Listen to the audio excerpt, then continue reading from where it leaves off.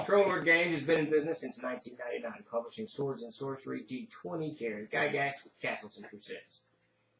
The latter of which is the most fantastic role-playing game that you would ever, like... What the fuck is that? It's true. Trollord Games has been in business since 1999, publishing Swords and Sorcery D20 carry Gygax, Castles, and Crusades. The latter of which is the most fantastic role-playing game that you would ever, like... What the fuck is that? It's true. Trollord Games has been in business since 1999, publishing Swords Trollord Games, join the fray. Tuesday? Are we... The latter of which is the most fantastic role-playing game that you would ever, like... We got a couple more ads to go through. Yeah, everything's frozen for me. Are we live? I don't know. Okay, all right. We have made it. Yeah. A little bit late. Hello, everybody. I'm Steve Chenault. This is Ask Me Anything, video, stuff like that. If you got any questions, throw them in the chat. Listen, I didn't even eat my meal. It's been sitting here looking at me the whole time. I got a damn sub. Yeah. Perhaps even Betamax. Yes, there you go. If you guys got any questions, throw them out here. Anything you want to ask about Castles and Crusades, things we do around here, amazing adventures, the world of Eric. Davis, my brother, is joining me. He is hard at work, I think, on the engineering names. I'm not sure what he's doing these days. But that's the last. No, it was Penitent. I don't. He finished something. Yeah, some adventure. Yeah. Some adventure. that needed reforged. Yeah, I forget the title of it. That landed this morning. Pestilence. The Pestilence. Pestilence, yes. I don't know why I keep saying Penitent. Yeah. Oh, did he turn that in? Yes, that's on my desk. Rosa! Excellent. Question: what's the best movie TV show that you watched this year? Can it be a rerun? Is that possible, Kevin? Because I just finished rewatching Firefly last week, the whole series, and I think Firefly ranks up there in the top 5 TV shows I've ever watched. We were just talking about doing that, actually. As for movies, man, I've watched so many movies. I probably have to lean into what's that damn movie called? Dracula's bodies being hauled on the boat. Oh, the last voyage of the Demeter, right? Yes, the last voyage of the Demeter, which I thought was out of this world. Excellent, absolutely love that thing. I haven't watched any new TV shows. Well, Alien, Davis, we won't go into that. Davis hates Alien. I'm enjoying it, but I'm only watched 3 episodes, so I'm not very far into it. I've not watched it. I gave up on it. If I can't watch all of it at one time, I'll just wait. I'll wait to suffer. Yeah, it's kind of Dabbling Warlock says you have to nuke one of the races from all fantasy. We'll let Davis answer this in first. Which do you pick and why? Oh, I know which one that one will be. It's a tough decision. Did we lose Davis again? No way. He wouldn't do anything. It's been fine. Davis, say something. We have lost Davis. All right, so I'm going to... Davis, speak. He can't even hear us. Oh, We don't Christ. know what's going on with Davis. So Davis may not be with us. He's only partially. No, he left. Now I got to fix you because you're going to look really weird until I fix the Yeah, camera. there you go. Look at It's- panorama, Steve. Look at that. Look at the screen. There you go. Looks good. So I'm going to go with gnomes. I've never been, much like Davis, I've never been able to Gnomes are great. adjust into the gnome as a fantasy race to play. I don't know why. I even played one of my favorite characters I ever played was a gnome. William Crowbill. He was a rotund gnome who spit tobacco a lot. Very, very, very vulgar. But Yeah, it's going to be the gnome, and I can almost guarantee you, Davis is just going to be the gnome too. Mine won't be. Chuck is wrestling with his dinner, so he can't fix the stretchy Steve. Oh no, I was gonna leave it up there. I thought you liked it. You look so ominous. It looks cool. But if I had to get rid of a race, it'd be the dwarves, I think, probably. Really? No, I'm full of shit. You're out of here. I know, right? Fired. I'm trying to remember. Out of all the races, actually, you know what race I don't normally play, and I have no reason. I have no reason why. Gnomes. I don't think I've ever played one. I've only played 2 that I think of in all No, years. I- And I have to say, I think the concept behind the gnome is okay. This earthen type creature. It's one of the reasons that I retooled the gnome for Castles and Crusades, and I retooled it to be less dwarvish slash whatever and more elvish slash fey. And I think had they in the beginning leaned into it in that direction, it might have been a little better. Because then you could go, and I wouldn't have ever called it gnome ever. There's 10 trillion names for Celtic names for various types of fae. We've all heard of them. There's hundreds of them. I Yeah. probably would have gone with, I don't know, Spriggan or something like that has a little bit more, oomph to it and less Keebler elf type of, the whole. That's Yeah. that's kind of ruined the whole Yeah. thing, didn't it? Yeah, Peter's right. It's more of an earth element. Like it should be. And that's what we've tried to lean into that a little bit. No more cookies for Steve. They were cousins to dwarves. Yeah, Phantom, and they're just. I got that. I think that they tried to do something with that, but what they turn into very, very quickly is this cute version of the dwarf. So the dwarf is this dour, axe-wielding, battle-hardened veteran, whatever, and the gnome is his cute little cousin that's skipping along, and dancing with him and whatnot. And it just went south very quick in the early 80s, probably late 70s. It went south as a class and became goofy. And it got worse. As much as I love Dragonlance, I think when they made them Tinker Gnomes, I think that made it worse. A noble effort to kind of salvage the race, but it made it worse. No Inquisitor says Pazzo's gnomes changed my entire own look on that goofy race. Interesting. Yeah. What does Paizo do? I don't know. I don't know the take on it. Yeah, I don't know. Yeah, Phantom. It really I love the Dragonlance stuff, but as soon as they made them Tinker Gnomes, now they've kind of solidified the whole idea behind the gnome as this cute, goofy little clever, goofy little guy, and it's not any good. But so Coop Waffles asks, when will the aired novel set be available in the store? So the short stories are already available now, and I actually had the novel that I'm working on now open in front of me this morning, working on a little bit of it. I'm hoping by tomorrow I'm just diving straight in, and that's going to be, I finished the Tarvine Belt. That went through editing. That'll go in the layout in the morning. That may be available tomorrow afternoon. It kind of depends on Dakota. He's working late to get caught up on some stuff. But now that Tarvine Belt is done, I'm going to shift to the Dwarven Trace, which we'll talk about later, but I want to slow up on it. And now my focus will be on the novel to get this done. So soon, very soon, we hope.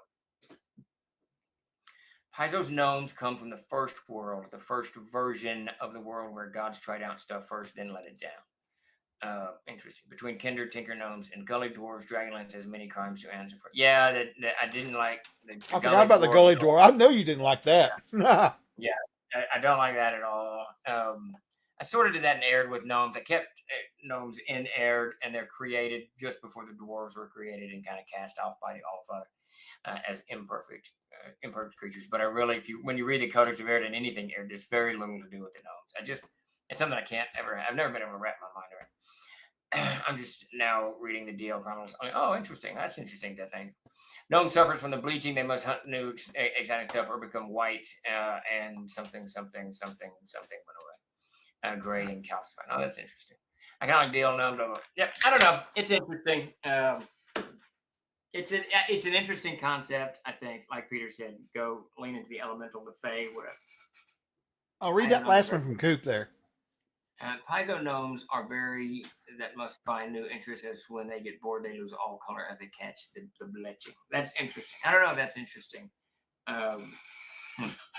It's like the stone curse. Chuck is putting his thumb down with that. The stone curse I've given to the Rohis and Hole dwarves. Whereas if they go into the sun, they turn to stone. That is their curse. But there you go. If you do gnomes as elementals, then you add in Salamna, Sylph, and Undine playable races. Oh, Peter, I know where you're going. You're going to what is that book? I've got that book right over here. The 4 Treatises of Paracelsus. This is great stuff where he talks about all of the. This is a surgeon who traveled. He traveled Europe in the 1500s, and he wrote about what Peter is there. The Undine are actually water elementals in the world of air. Yeah, I don't know. Something, a name change would have been good, and then a different presentation would have been good. I would have saved the gnome from whatever nightmare it has descended into, whatever that is. Over the years that you've played at tables, Yeah. have you played more dwarven characters or more? What do you think? What race do you think is the most you've ever played? I know you had to stretch with Kane. Yeah, I've personally played more humans than anything, and then dwarves. And I would say 90% of my characters are humans or dwarves, with a occasional elf thrown in. I think 2 gnomes really since I've been playing, and then an occasional halfling. But it's honestly it's probably 95% humans and dwarves, with 5% elves and halflings. I've never played a half orc. I absolutely detest that race, and gnomes are irritating, and elves are cool, but I don't know. They just never appeal. I think had I read the Broken Sword or leaned into the ElfQuest elves more than the Tolkien elves, then I probably would have been more interested in playing them. But I think that Tolkien, and this is just fanboying out, I think Tolkien made the elves so iconically perfect that, for me, that playing them becomes this kind of impossibility unless you're like 20th level. I mean, it just seems like elves start out the gate in the Silmarillion at 20th level. You know what I mean? So I never played elves very much because I always had that kind of image of them in my mind. I think I've mostly played humans, half orcs, which I really like. I like the brutalness. I would probably play a half giant if it was in the game. Honestly, I like that thing. And halflings are a big one for me. And dwarves, I guess. I would say I've been running games since I've been playing since 75, and I've been running games since 80 or so, probably a little bit before that. I would almost hazard a guess, and this would be tough because in the early days we didn't pay a lot of attention, but I'll bet you I've DM'd less than a dozen gnomes in all those years because no one will play them. Mark Sandy used to play them. He liked the gnome illusionist. I think, Peter, do you play a gnome illusionist? I can't remember, but very, very few. What is your favorite part of the Silmarillion? Kevin Conn asks. So my favorite character, this is not really answering your question, but my favorite character in the Silmarillion is Galadriel. It's why I steered far, far away from the Amazon stuff that they made. I think Galadriel is she's the niece, I think, of Feanor. I can't remember now, or the sister. I think she's one of the sisters of the Seven Brothers, of Feanor's 7 sons. And her story arc is, I think, encapsulates everything that was Middle Earth because she starts, in Valinor and she ends up with Celebrimbor or Celeborn in Lothlorien. So she sees it all. So her character appeals to the history in me. So when I think of Galadriel, I think that this is someone who starts, and when we first meet her, she's crossing the Bridge of Ice, I think, with her kinfolk, and she's just tough as. She's just a god, right? I mean, she's just tough. So I fell in love with Galadriel's character, hands down. But I don't know, in the Silmarillion, I'm probably going to have to lean to one of 2 scenes out of 100 that I could think of. And one is when I'm going to mess these names up, and I think it's the Battle of Unnumbered Tears, where the Dwarven king gets killed by the dragon, and then the dwarves put on their death masks and they march off the battlefield, and such is the terror created by the dwarves that everyone, dragons included, get out of their way. And I thought that was so beyond epic that it's earth-shattering. So that scene is one.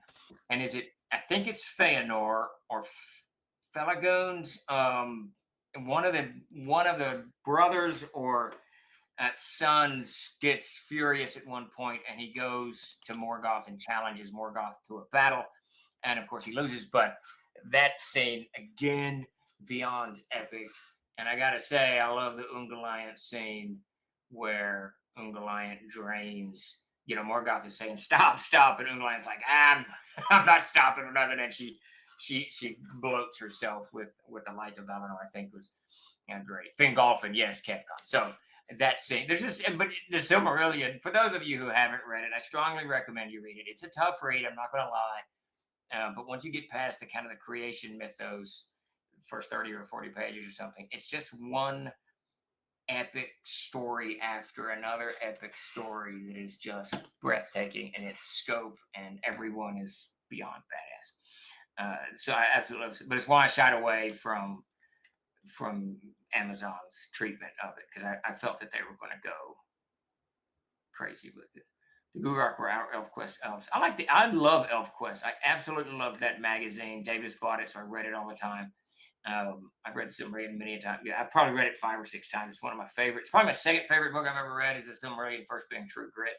If you haven't read True Grit, go get yourself a copy. It is astoundingly amazing. The movies are great. Enjoyed the movies. John Wayne and the other guy, Matt Damon. Matt Damon's not who's Kurt Russell? Whoever it is. Book is absolutely through the roof fantastic. Let's see. Sang these first 2 sentences to the tune of Heartbreaker by Pat Benatar for someone else. I've that nice thick collected ElfQuest. I need to get all the ElfQuest stuff. Davis has them somewhere, but they're up at his place. I haven't read them forever. Absolutely love those things. Absolutely love it. There's a decent audiobook. Yeah, I would audiobook, read it, whatever you got to do. There's just something about True Grit that it's amazing. We are at the top of the hour, so Chuck, if you'll pack away a few questions if they should pop up, I'll go ahead and do a quick rundown of where we are. Are you going to be doing updates right now? Is that what we're doing? Yep, it's we're 3 minutes late on the update. Yeah, we're at the top of the hour. So I'm so enmeshed in this other stuff, keeping up with what's we're wrapping up so much of this stuff, which is absolutely beautiful. It makes me very, very happy. So we're going to dive in. Let me get this thing open so I don't forget anything. We only got 4 open that I can think of. So Infernum Exaltum, and they have bound the books. No, I'm sorry. They have printed the books and folded the signatures. And they are, as I talked to them last Friday, they were sewing the signatures and will hopefully start binding this week or early next week. It's a lot of books between Exaltum and Infernum. So they've tentatively given us a ship date of the 24th of October. I suspect it will come out before October. And we are I wrapped up skirmishes for Infernum. I'm wrapping up this week skirmishes for Exaltum. And then there's just one more last map to do. So we'll have all of this done and ready by the time the books get here and close that Kickstarter out in October for certain. And Gary Gygax's World Builders Archive. I now have the finished Canton Crew. I now have the finished Essential Places and Things. Essential Things and whatever the second one, Volume 2. Used to be World Builders. And then he has laid out names, like 90% of it, and he is laying out Living Fantasy now. And he has got Nation Builder, and that's Bill Edmonds doing the layout, Nation Builder, and the Guide to Adventure writing on his desk. So we're really at the end, sort of at the end of this one too. So I hope to have these start wrapping up in the next 30 to 40 days where we're able to say, look, this stuff is done. Now over to those are on Kickstarter. Over on the backer kit, we've got 2 active campaigns. Is that right? I think it is. Yes. One is the Adventurer's Backpack. Chuck is doing his pass through right now. I asked Peter Bradley to do 2 new pictures for the Rune Mark, and he finished those today. I'll get those in as soon as Chuck is done with his pass. Chuck will send it back to me. I'll get that art in. We'll do a little bit of fine tuning. Send it to Jeremy for a pass over, and then I'll do my final, and it's ready for the printer. So maybe this week, maybe early next week, and then that sucker will be done. And then that lands us on the Castle Zaggy. Question for you. Do you think we can get a final beta out this weekend? I think so. If you're done, as soon as you're done with your end of it, we'll send another one out for sure. Okay. All right. Yep. And then all of you guys can jump in and say, hey, you missed this, or hey, you missed that. Right. So, and then that leaves us the galleries of the Archmage. The levels 2 and 3 are done, but the bad news is I read level 2 last week. I didn't feel like it was complete. Didn't feel like it did everything. So I can send it back to Mike, and he's going to dive back in and kind of roll back over that. He's got some questions on level 4 that he's working on. I'll get into level 3 here in the next day or two.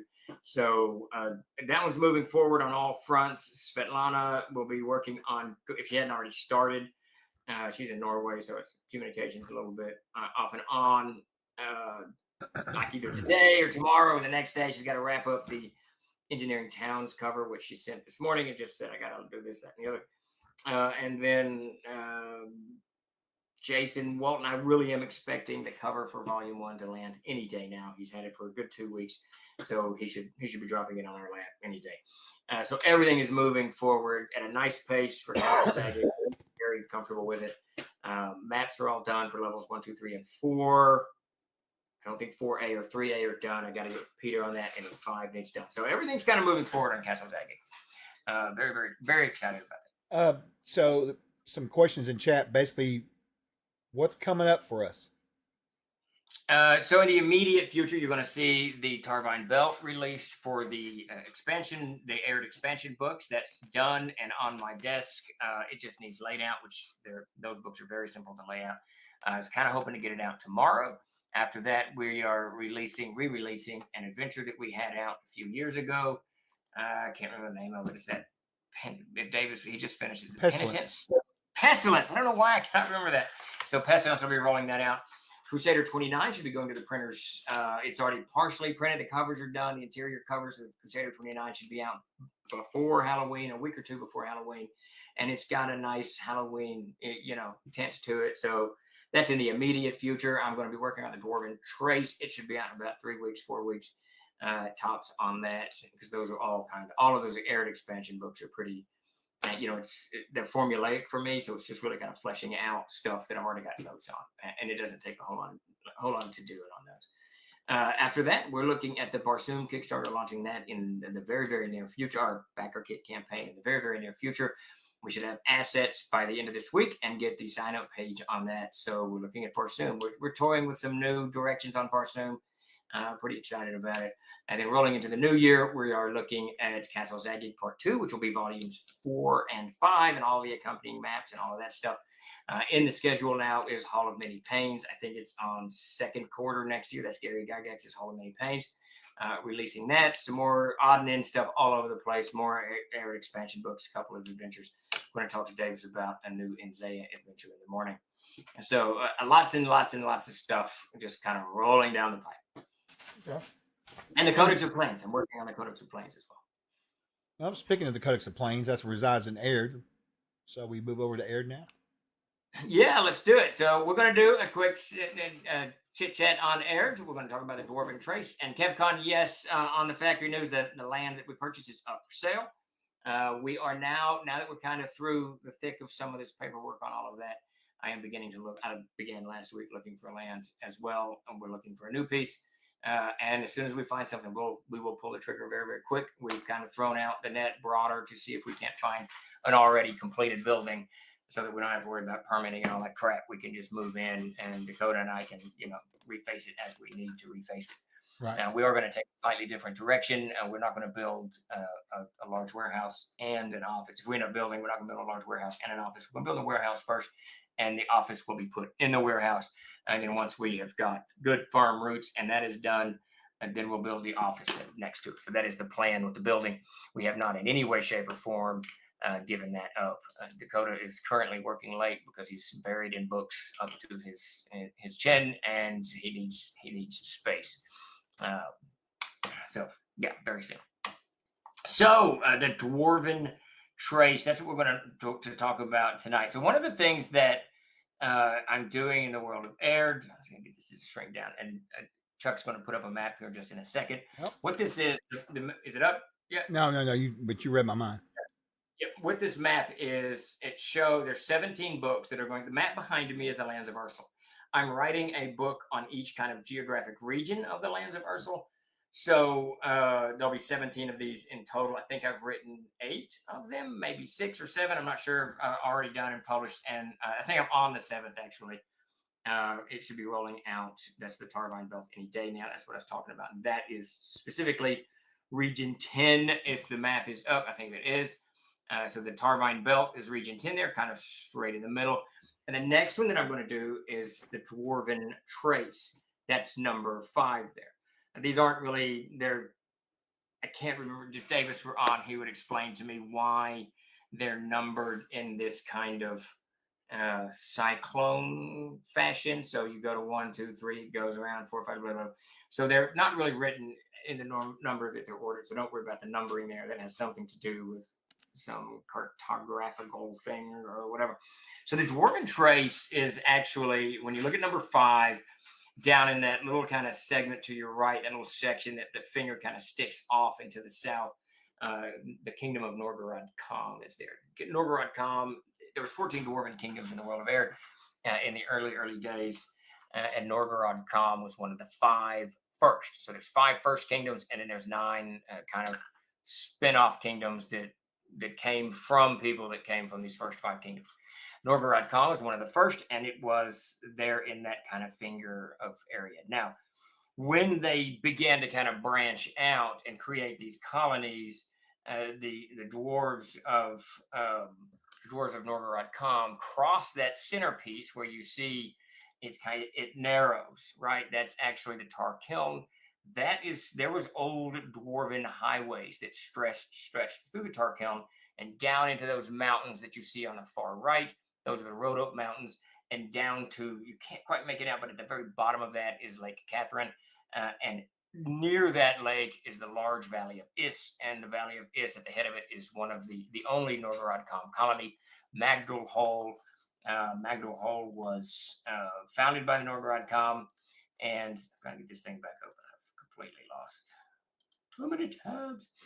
Was founded by Norgorad Com, and it survived for many, many years, was destroyed in the Goblin Dwarf Wars, and it is one of my, the King Gurdon One Hand was the Dwarven king that was fighting there when the goblins during the Goblin Dwarf Wars sacked and utterly destroyed the thing. But Gurdon One Hand, he fought with one hand because he was missing one. I believe is he the one that was carted off and into nothingness? Let's see, blah, blah, blah, blah. So at any rate, before the gates of Magdal Hall, Gurdon One Hand, his king, is slain by the goblins in this titanic battle that happens there. But the trace, it's called the Dwarven Trace because when you pass through the Tar Kiln, you will find these old dwarven way stations, old dwarven dungeons and keeps that are there that they built to guard the very, very well paved road that went from Norgorad Com to Magdal Hall over there in the Rhodope Mountains. I'm going to try to get this so you could show a little bit. Someone asked in the stream about what was the closest. What was he said? Where would the closest dwarven settlements be to the Darkenfold, which I thought was rather interesting. So the Darkenfold also it has a few of its own, but the closest, the ruins of Magdal Hall. So if you look where it says number 7, that's the Darkenfold, and just north of that is Lake Catherine. North of that is Magdal Hall. So there's an entire dwarven kingdom there. I swear I put those on a map in the Codex of Air, but I may not have. You did. I'm getting ready to bring that up right now. Well, it's the main map. Okay, yeah, so I did put it on there. That's Magdal Hall, and that is an abandoned dwarven kingdom that was, the upper chambers were sacked and destroyed by the goblins and the demons of the wretched plains, and the dwarves driven out of it. Now, there could be some dwarves kind of dwelling still in the very, very deeps of it, but most of the dwarves of Magdal Hall fled to the north and the south, ending up in both the Darkenfold to the south and far to the north in the Gotland, and on into that large train of mountains that caps the home gods, that caps the entire lands of Ursula. But Magdal Hall was pretty much destroyed and all of its citizens slain and done to death by the goblin hordes. Gurdon One Hand, his story is one of my favorites because when the leader of the enemy comes upon him, he takes his helmet off and he beats the demon to a pulp with his helmet, and then he puts his helmet back on and then goes back into waging war. So it's that one on the left right there, that Magdal Hole. Is that what you called it? Yes, Magdal Hole. Okay. Because I never have really looked at the map. I know you put them all on there, which was really cool, but I haven't had taken the time to actually look across and see So that would be the closest one to the Darkenfold, I guess. Yeah, for sure. Yeah. What about And, Morgord Dock or whatever that is, the bottom? let me see where we at. There's Norgorad, Magdul Hole, Grunlich Hole, Rahisen Hole, Dogdarad. I'm not sure where you're. So the Grunlich Hole is still open. Rahisen Hole is sort of. Norgord. We're talking about Norgard. I couldn't read it. Norgorod. That's what Yeah, it was. I Norgorod. couldn't read it. Okay. Yeah. Oh, right. Yeah. And then Magdul Hole. Magdul Hole is actually, that map is, of course, not quite spot on. Magdul Hole is course a little not. bit lower than that on the map there, just north of Lake Cabot. Okay. So the one map that's brown that has the list of where all of these books are, you can download it on the website. I believe we put it up. Maybe we didn't. We need to make sure it's on the website. It went up on the social media, but I bet you it's not on. I'll put it up tomorrow. That's fine. Yeah, and it really needs to go with each of the expansion books. So when anyone orders it, they get. That's a really good idea, actually, because I'll just drop that in as a what we need to do is I'll slap that into a PDF, and then I'll just attach it to all the. Yeah, that'd be perfect, and I think I'll start attaching it to the PDF too, so that because it just needs to. Oh yes, of course. It's really just a key for all of us, so that when we're playing in whatever part of Ursel, I need my Kaomar book. I need my whatever book it is. Sure. So that you can dive into it.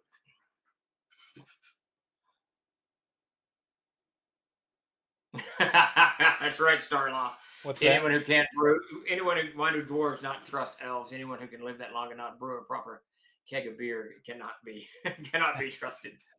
We need a complete book of air. That'd be very cool, KevCon. We talk about that quite a bit, about kind of pushing and branching out into stuff like that. Because I love that stuff. I know Davis does, just to kind of flesh out all kinds of, from burial practices, to all of them. And I've got a lot of history on dwarves. An awful lot. Sebastian, that to me indicates that Steve has a problem with dwarves. He really is obsesses over them. Blind Dove said that the beginning of the Codex of Arid is very dwarf heavy. Blind Dove there is actually building out all of the foundry for Beyond the Canopy Green. Oh, very cool. Very cool. So yeah, he's learned quite a bit about Arid in the last bit. And it is very dwarf heavy. The dwarves are the first of the races in Arid that the Allfather truly believes that he achieved what he wanted to. In fact, he kind of stops creating after he creates the dwarves, and then the dwarves, their chief spokesman asks the Allfather how can they repay him for life, and he just looks at them and grins. And he doesn't really care anymore. He already made the dwarves. He's done with them. He's ready to move on to whatever his next project is. But the dwarves see that look and they say, I see what you mean. We must ourselves go forth into the world and create. So that's why the dwarves are so driven to create, or whether it's, success on the battlefield or create a perfect, suit of armor, whatever it is. The dwarves are there to do it because they interpreted the Allfather's grin, one way. Maybe it was meant, maybe it wasn't. Maybe. There's a question for you from Death Angel. Yeah, so what we're going to do, here's the deal with that. Because when I did the Tarvine Belt and I just finished it, there was about, I want to say 8 terrain features listed on the map that were very important. That weren't listed on the map. The feature's there, but the name isn't there, but they're very important that they be named. Most of them down in Eloria. And so I went ahead and named them, and I put them in the Tarvine Belt. So if you buy the Codex of Arid, it's not going to have all of the names in the map in the back. It has 99% of them, right? So what we're going to do, we've posted it for free. You can download it on our store, a very large version of this map. As I finish each of these expansion books, and I'm really hoping to have one done in a month. This isn't going to linger. This isn't going to linger here. I wrote one, last month. I've already started on another one. And as I update the map, I'll give Chuck a new map and say, just put this on the thing. And then you guys will all get a new map. So you can see where everything's added. Now, as soon as we're done, as soon as I've got the 17th expansion book out, we're going to do probably 2 maps split down the middle, the whole 9 yards, and there'll be tubes. You'll be buying in tubes, not folded or any of that thing. So you can get the whole thing and, laminated. Like we used to do those other ones with fur. Like we used to. Yeah. Absolutely. Okay. All right. Yeah. The Elvin's Bourbon worse. Now you're talking. And I'm going to ask you a question just because Manfred pointed out something to it. You think maybe what would you think about maybe me going in and throwing some blue in to show where the water's at, so they have an idea. He was just saying it was Oh, hard that's to a do. good idea. Peter's got the Peter. He was here. Yeah, that's a great idea, actually. It's hard to tell like features and stuff when you're talking. You can look at it and you see aired, right? But for us, Yeah, it's kind of we see 100%. blobs of brown. So. Yeah, hey, Peter, if you're still out there, experiment with that, adding the color back to the undermap, the undercoated map. That might actually, because it's a good idea, because that might give all of it, That's not Oh, a I bad agree. idea. Is to actually have the undermap and then have just a slight overlay. Yeah, that's what he did. That's what he did. But I specifically asked him, if you look in the Codex of Era, there's a map of Yeah. Ursula, the countries where Yep. each country is. And I said, I want it like that. So he made it like that. But because you're 100% right. When I look at it, I know I've looked at it. Yeah, 12 well, I don't. I mean, Yeah. I know kind of, Right. but I have to Yeah, remember yeah, that that's sure. the cradle and then so forth. Yeah, absolutely, for sure. So, so Ben, that's a great idea. I'll tell you what, this week I'll make it a mission to get a hex on the free map that we're offering, so that when we do it, some of the early maps have hexes and it's all, so we can get a hex. We need one because I need to match that up with Inclinade badly, as I was telling you. Yeah, for sure. Let's try to you make sure that said happens. you said like 24,000 miles across Aired, right? Yeah, it's roughly? Venus, so it's right. Or Yeah, it's Venus, almost exact. whatever. It's so it's 23,000, whatever, something like that. Yeah, I just wanted because I was trying to get that in my head. I thought I wish we had a hex map, so that would be perfect because then I could figure out. Yeah, we need to do that. And then there's some false maps floating around, because when Peter and I originally did the world map, Yeah. we cut out a chunk of the ocean. I think about 3,000 miles of ocean. Now, in the one that you buy now, if you go and buy the world map, that's all there.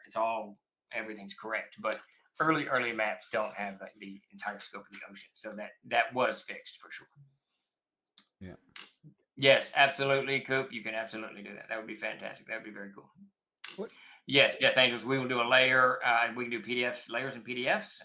We can do all of it. What would be cool is we keep the brown layer, do a hex layer, and then do a colored layer here. And we could do it on PDF, and you could just cut it off and on.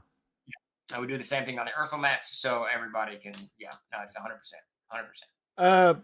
Coop, what do you mean exactly? I mean, I stream reading the Aired and Dunhollow novella. Are you asking if it's on? You're asking if it's on Kindle or? He's asking if he can stream and read it. That's what I thought, but maybe I'm incorrect. Oh yeah, well you can hit me up for sure because I need to talk to you anyway, Coop. So hit me up in Discord. Chuck, let's make sure that happens this week with the map, with the hex. Okay. I've actually have a list here called the priority list that I will put it on. Yeah, let's because I really want. Yeah. Yeah, we'll put that up, which is nice because we've got so many of these other projects done. We're able to begin to do this stuff. Some cool stuff like that would be nice. Which is nice. Oh yeah, for sure. Yeah, that would be cool. Just let them know who wrote them, where they're from, and where they can buy them. Coop, that would be great. Yeah, that would be cool. Be great. If you need, hit me up, Coop, and then I'll get you some support and stuff. Yeah. Let's see. The A series and other adventures will be inaccurate with 24K scaling. I agree that the Aired should be Earth size instead of 3 times Neptune. But what would you suggest for people running a big exploration games in the interim? You mean exploring outside of the lands of Ursula? Is that what the question is about? Yeah, I think so. So, I've done quite a few of those. I've done quite a few games where people go off of this map. And of course, this is only roughly the size of Europe. I don't think it's that big, but, and then go off. And I've done and they're a lot of fun because the terrain is there on the world map, but none of it's really detailed. So you can kind of go and the zoom out is so huge. You can go in and put almost anything you want, river-wise, lake-wise, hills, swamps, all kinds of stuff. So I think that, and then it's all yours. I mean, I kind of know what's going on. And if you read the Codex of Era, you get an idea like where Chuck likes to run games in Inclinade. It's Mesoamerican, Central American, Native American type, peoples down there. If you go to the plains of Akrathos, which are just to the east, this is kind of Mongolian type stuff, but just vaguely. So there's all kinds of stuff that you can. It's just a little bit of tease, a little bit of adventure fodder given to you that you can take and run with, and really blow down as much as you want. Do a whole apocalypto thing if that's your inclination. Right. To add to that, line said it's like the A series maps. They make the areas south of Obstreg very, very big. What he's saying. Yeah, I would love to do that. Davis actually started a year ago the very ambitious project to start zooming in on aired everywhere. 42,000 things sidetracked him. He got a little chunk done. That would be great. I would absolutely love to zoom in. Monkey Just 808 asks, what are the rules on live streaming our own campaigns of CNC? The only rule you have is to let us know so we can support you. I absolutely would love to see you run some CNC online somewhere. Yeah, Anybody. absolutely. Sure, absolutely. Sure. Yeah, just we reach were, out. We were actually talking about that today. If you're interested in it, just reach out to me here at my email and I'll get you sorted. You too, Coop. Yeah, that'd be Coop, you can get in that Discord. Anyways. Once again, no warning. The stream was coming, was on YouTube, and saw you. That's bizarre. It's supposed if you follow Twitch, you're of course if you're not on Twitch, you're not gonna get a warning. I guess. Is that how that works, John? What's that? I'm sorry, my headset's someone. Rick Loveday is watching on YouTube, and he said he got no warning that we were streaming. He just. Oh really? Who knows? I don't know. They're always changing these platforms around. There is something weird going on with it in Facebook. Facebook's been really weird lately, like disconnecting and reconnecting. Nothing to do with us. Really, just software crap, I don't know. Yeah. We got to get better at all of that. He asked one last question. I asked earlier, and this was my last question, I promise. But what would you say about a possible sequel to Canopy Green? What? Darkenfold has so much. Oh yeah, he's all about Darkenfold, man. He is all over it since it's beneath. Because he's wise. I would love to do, especially in the Southern Darkenfold. I've run tons of adventures down there, so it's all detailed, right? It's all kind of out there. But I will say this, Lion, most of the troll crew is rebelling against more forest adventures. So I'm probably going to write a couple of small things that take place in the steppes out in the east a little bit. But then I will wander back to the Darkenfold. So hopefully soon I'm able to dive into that and do a little bit of stuff. Short adventures, just a little bit here and there. I absolutely love the Darkenfold. What's it like? What's it like to play an adventure out of the Darkenfold? That's what I want to know. What's it like? It's very nerve-wracking. It's like it's terrible. I don't know what's happening. It's just crazy. As Chuck is discovering, leaving the Darkenfold is very difficult. We're running a game on Monday evening, 6 to 8. You can see it here on Twitch. And they've been trying to get out of Willowbreak, which isn't even, they're not even near the edge of the Darkenfold. It's not because of the Darkenfold or the populace of Aird. It's about some certain individuals that are like squirrel. It's the pull of the Darkenfold. I'm pretty sure if we were deeper in, we would have much worse concerns though than hats and cheese. So yeah, that is true. Yeah, I know so. So yeah.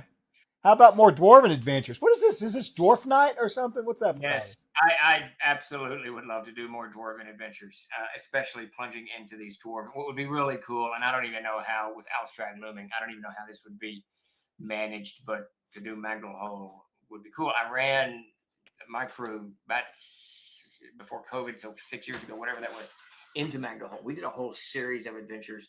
And they couldn't get to the front gate, so they found this smaller kind of side gate. They go into this side gate, and they were looking for something specific. I can't remember now. And then they did this adventure through the ruins of Magdal Hole. There was collapsed passages. There was flooded areas where the goblins had destroyed so much stuff. And creatures had crawled into Magdal Hole and were living there now, not gathering treasure. It's just its own ecosystem of wretched evil. And I don't know, we probably played 10 sessions in there. It was really, really cool. They exited the front gate, left the front door open so they could return later. They have not yet, but cool. Interesting. Yeah, you're right. So Harad Cabal had a question that I think you should take on. Is the Darkenfold? This will be the last question. So we got to split, but yep. Is the Darkenfold a demi-plane? Is it like the Shadowfell? What is it? No, it's not a demi-plane. Well, it's not a demi-plane in the strict definition of the word, but the Darkenfold itself is part of this very, very large forest that extended from the mountains to the north all the way to the sea. Most of it some of it was destroyed by the dwarves, some by the goblins. Most of it was destroyed by the humans as they settled the region of KMR, clear cutting and doing as agrarian cultures will do. So the Darkenfold is kind of the last remnant of that forest. And because of this, so that whole forest, its name is escaping me at the moment, was the stomping grounds of Tefnut, one of the named Valor Kun, one of the greater gods, goddesses in Aird. So her magic permeates. It permeates everything. So the Darkened Fold is the only kind of the remnant of this gigantic forest left, and it is filled with his malevolence. So the trees, and I don't think of it like tree ants or ants or anything like that. The trees themselves, it's just this gigantic patch of forest. It's just they have this malevolent feeling against all things that walk or crawl. Elves, druids, deer, Bambi, dwarves, any of it, they hate all of it because they saw what happened to the northern realms of the forest, and they act against it. What I like to do in the Darkened Fold, the trees themselves will move. So like I ran this one adventure where these people followed this gulch. They went into this gulch and they go down this gulch for about a day and a half, fight their little adventure. Well, behind them, the trees that had grown up around the gulch began to move their roots, began to shift a little bit. Now, they can't move very fast because they're trees, but they had collapsed a good section of the gulch so that when the characters came back, they got to the end of it, and they didn't quite realize that they were miles from where they entered it. So they leave the gulch, and suddenly they're in the deeper Darkened Fold. And they didn't know it for the longest time. Then they hit a hedgerow that had kind of moved a little bit and guided them into the southern Darkened Fold. So over the period of like 3 sessions, the forest pushed the characters deep into the Darkened Fold where they could get killed. And I think about half of them did get killed. So I do that stuff with the Darkened Fold all the time. That's the fear that's rumbling around the Monday game, is that they're going to get sucked into the forest and never be able to leave. What do we do in the Darkened Fold? I absolutely love it, though. That's I've been thinking about that a lot lately. I concocted this idea many years ago, but there's many studies that are kind of showing that this chemical reaction between plants is very, very, very fascinating. So it kind of lends even some scientific credence to this, but it's a malevolence. You should think of it as not this kind of evil Sauron conquer the world, just this sullen anger at all things that are out there. Whether it's a bird perched, the tree doesn't want a bird perching in its, or nesting or whatever birds do. Good stuff. I'm gonna set us up a raid to Mike Disney. He's painting some minis. We're gonna raid into Mike, and then we're gonna go get supper. So yeah, that'd be really good. Yes, it is time. It is time. It has a lot. Herod, it's got a lot of rivers. It's got 3 major rivers and a dozen small rivers. Oh God, yeah, it's got all kinds of rivers. Yeah, it's got some burial mounds. And it rains about 6 months out of the year. It just rains. Some kind of crazy green wizard. I don't know. Just crazy stuff. Yeah, crazy stuff. It's good stuff. All right, we're gonna raid out. We'll be back. Thank you all for showing up. We'll be back Friday this week on the next stream. Friday morning I'll be on, and then from there on. Excellent. You guys have a great one. We'll see you later. Take it easy, everyone.